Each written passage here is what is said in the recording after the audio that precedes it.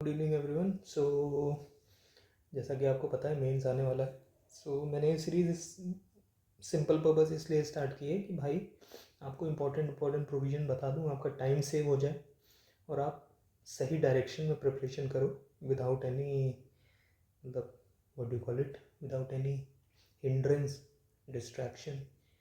ठीक है, तो एक मैं कंपनी ऐप कर चुका हूँ पहले, उसमें कवर अराउंड मैक्सिमम 150 मतलब 180 to 220 सेक्शंस ही बताए होंगे मैंने, जिसमें से भी 50 सेक्शंस ऐसे बताए हैं जो कि श्योर शॉट आपको करने ही है। ठीक, उसी तरीके से अब मैं IBC भी बता देता हूँ, इनमें से ये सेक्शन कर लो। आप सुनो, आप यहाँ CA, CS, LLB या अपने कॉलेज के एग्ज़ाम नहीं लिख रहे हो। ठीक, आपका फोकस सिर्फ इतना होना चाहिए कि भाई 4 क्वेश्चन आए हैं, 4 में से 4 मैं कैसे करूं, अगर 4 नहीं हो रहे तो मिनिमम 3 कैसे करूं। ठीक, 2 तो एक्सेप्टेबल नहीं है और 1 तो बिल्कुल एक्सेप्टेबल नहीं है। अगर आपने ऐसा सोच के चल रहे हो कि 4 में से 4 तो मैं करके ही आऊँगा, तो प्रोबेबिलिटी ऐसी है कि हो भी सकता है, नहीं भी हो सकता, बट 4 में से 3 तो बहुत ही पॉसिबल है। ठीक, तो जितने सेक्शंस बता रहा हूँ, अगर आपने पहले से कवर नहीं किए तो कर लो। अगर आप पहले से IBC वगैरह सब कुछ ख़त्म करके बैठे हो, रिवीजन कर रहे हो, तो बहुत ही बढ़िया, आपके लिए नहीं है लेक्चर क्या आपके लिए नहीं है। और अगर आप पहली बार IBC उठा रहे हो तो मैं आपको रिक्वेस्ट करूँगा, शुरुआत के ये सेक्शंस थोड़ा टाइम दे लेना। 2 घंटे लगेंगे, 2 से हो सकता है 3 घंटे भी लग जाएं, बट प्लीज़ हम्बल रिक्वेस्ट कर लेना।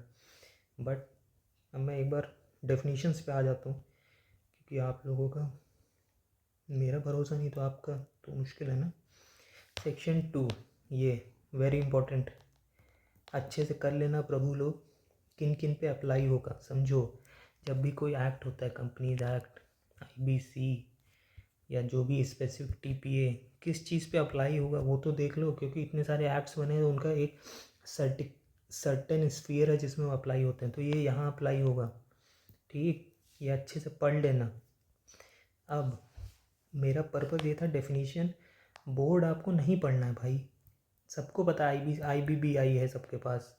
ठीक, बेंच किसकी होगी, NCLT की बेंच होगी ना भाई। जैसे दिल्ली में 3 है तो बेंच होगी ना। बायलॉज नहीं पढ़ना है, चार्ज आपको पता है पहले से क्या मतलब होता है, चेयरपर्सन नहीं पढ़ना है, क्लेम चाहो तो पढ़ो, नहीं पढ़ो ना पढ़ो।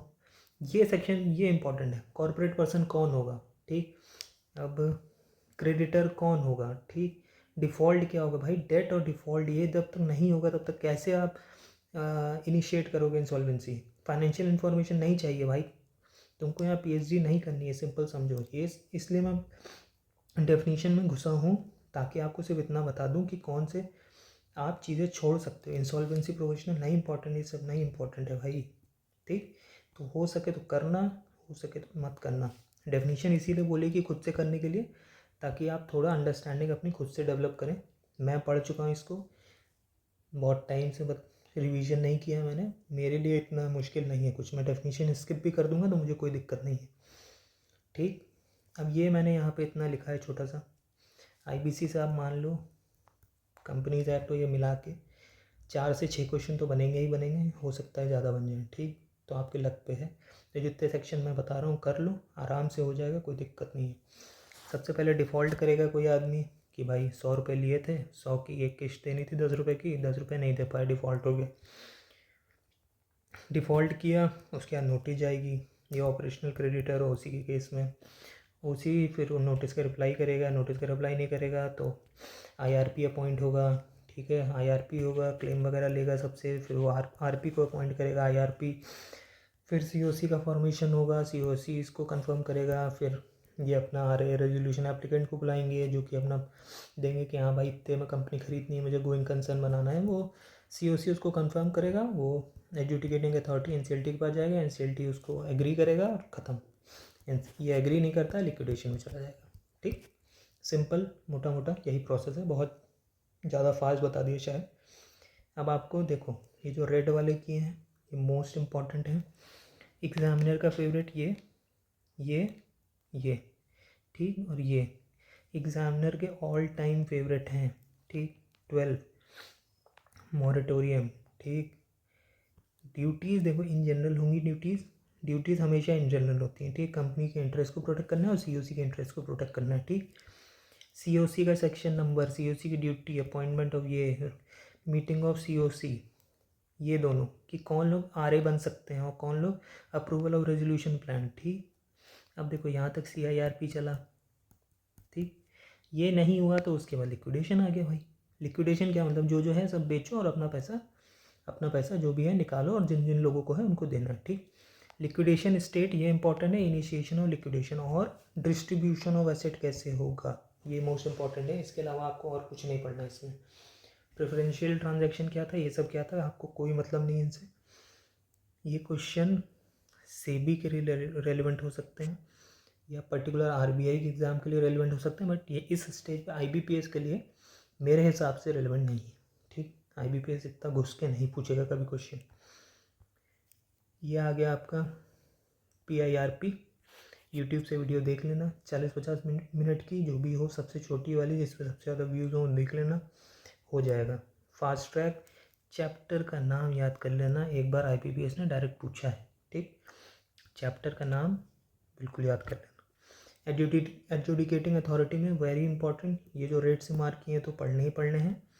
ये कितनी पनिशमेंट होगी, क्या होगी, इन सब से आपको कोई मतलब नहीं होना चाहिए। आज तक कभी नहीं पूछा है, ना ही पूछा जाएगा, ठीक।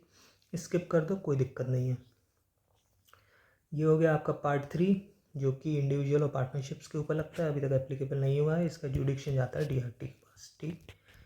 क्योंकि एप्लीकेबल नहीं है तो डीआरटी क्या करेगा, डीआरटी वैसे भी अपना काम नहीं करता, ये क्या करेगा, ठीक है। तो इतना ही पढ़ना है आपको सिर्फ यहाँ तक। आपको लग रहा होगा बहुत जल्दी ख़त्म कर दिया, बट पढ़ने आओ एक बार तो मज़ा आएगा इसको। अच्छा एक्ट है, कंसेप्चुअल एक्ट है, एक बार पढ़ लो। किस ईयर में आया था ये पढ़ लेना, ठीक। यहाँ से कितने 1 करोड़ का डिफ़ॉल्ट था, अब इसका लिमिट चेंज कर दियो, आपका काम है उसको लिमिट को चेक करना, ठीक, सिंपल।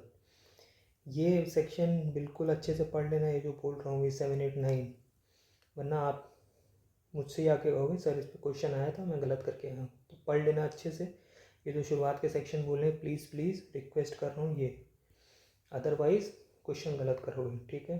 पढ़ते रहो, टाइम सेव करो, कॉन्सेंट्रेटेड एफर्ट करो, ज़्यादा किसी की सुनने की ज़रूरत नहीं है, अपने ऊपर बिलीव रखो, चलते रहो, ठीक है। Thank you so much, keep studying.